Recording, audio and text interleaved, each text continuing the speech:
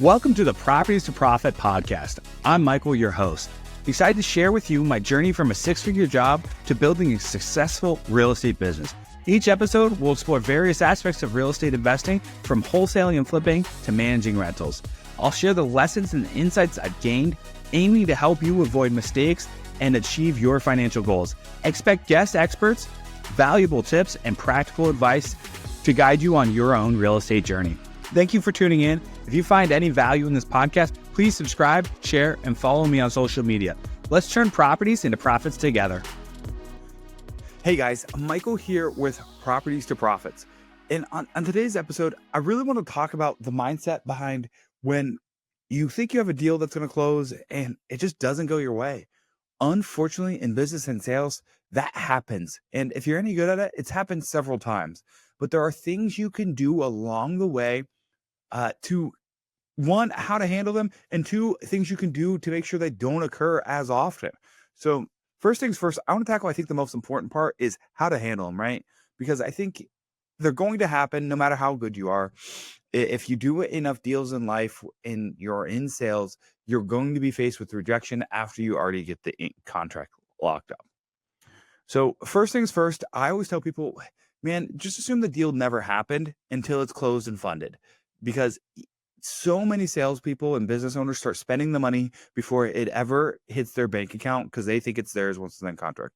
Well, once it's in contract, the work just begins, right? As a business owner and as a salesperson, depending on how your company's set up, you may have a lot of work to do, you may not. But for us here at my home buying company, we have it set up that another party takes over after the house is in contract. So as things first, just assume that the deal doesn't close until the money is actually in your bank account. Second thing is always go above and beyond with talking to more prospects. Always get more deals than you need to close. So like every company has an average fallout ratio. So if you just assume that you're going to do worse and get more deals so you don't have to deal with that, you overcompensate for the fallout ratio. So say if you need 4 deals to hit yours and you know the company fallout's 25%, assume the company fallout's 50% and go get twice as many deals. And then if they start falling out for any reason, you're in good shape. You don't have to worry about it. You're still hitting the minimum numbers you need to hit. So always aim above what you actually need in life and you'll be okay. And third, I think the most important thing is just understanding that things fall out all the time. So just have a level-headed and never get upset when it happens because it's part of life. Not every deal is going to close. No one bats 100% and you're no different. So when the unfortunate event of a deal falling out does happen, just realize that's part of the game. And that means you're just one step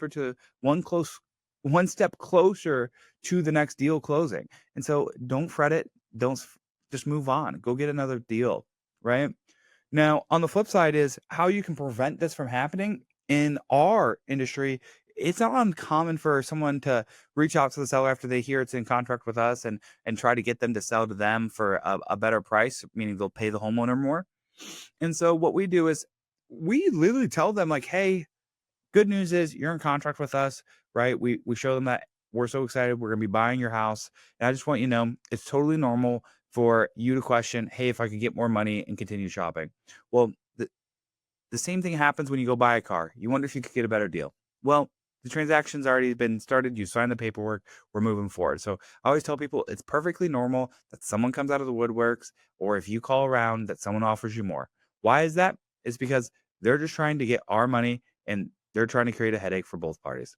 We want you to know this is going to be a good deal. They trusted home buyer in your area to make this happen. So we're literally telling them that this could happen and it's perfectly normal. Now, does that happen all the time? No, but when it does happen, they call us and say, hey, you were right, that happened. And I just told them, hey, I'm already in contract with Oasis. Sorry. And it really helps to make sure that these deals don't fall out. So that's step one. Step two, we don't require it, but we have found when our home buying specialist that locks the deal calls them up and says, hey, what's going on? How are things going? Man, they really appreciate that, even if it's not their job. And so I always encourage people, go the extra mile, call the person in contract afterwards, even if it's not your responsibility. No one ever got in trouble for going the extra mile and just making sure the customer is being taken care of. And I think in today's world, a lot of people forget that. And I think they forget how important it is to do those things. So I tell people, just follow up extra. Put 2 follow-ups, 1 a week until the deal closes, just to make sure the seller's good. The seller's more likely to tell you. They trusted you to go in contract with you. The girls on the back end or the people on the back end may be more friendly, maybe nicer, but sometimes they just don't have that same rapport. They got to spend a lot of time with you, potentially several phone calls, several hours, depending on what you sell, to figure things out. And they may just only trust you and may be hiding something from someone else. So if you were to call them every so often, it may prevent a deal from happening. So those are the kind of things we do. The expectations we set with our closers so that they don't ever get upset that deals don't happen. And then the expectations we try to set with our sellers when they do sign a deal is try to prevent that remorse, because we know there's a good chance it's going to happen at some point. So if we can prevent it before it ever happens, it means we are going to be smooth sailing and less likely that a deal ever even falls out. Hope you guys found some value in this. Follow me on Instagram, RealEstateMike02. Thanks. Thank you for listening to the Properties for Profit podcast. I hope you found today's episode valuable. If you enjoy the show, please subscribe and share it with others who might benefit. Follow me on social media for more updates and tips. Until next time, keep turning properties into profits.